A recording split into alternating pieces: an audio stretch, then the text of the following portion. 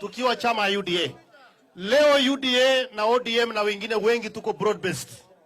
Mimi pia nataka nisimame hapa nikiwa mwanzilishi wa UDA na watu wengi na kina Susan Kiiga na kina Samburu na wengine wao, ya kwamba sisi kama UDA na ODM na broad based tunajua penye tumetoka, tunajua penye tunaenda.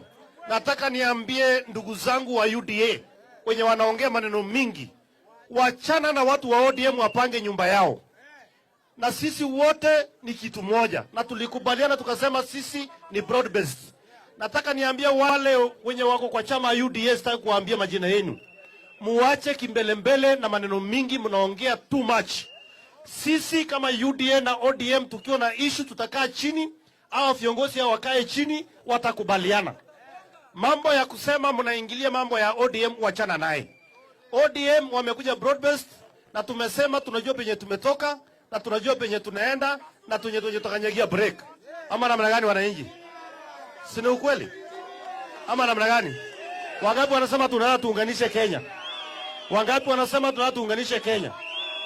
Broad based ikae namna hiyo, isikae namna hiyo? Ikae namna hiyo. Mimi nataka niseme nikiwa hapa Salga, nimekuja hapa na nimetumwa na rais. Mnazipokea salamu ya rais? Na amenituma na maneno yake, mnazipokea? Kabisa.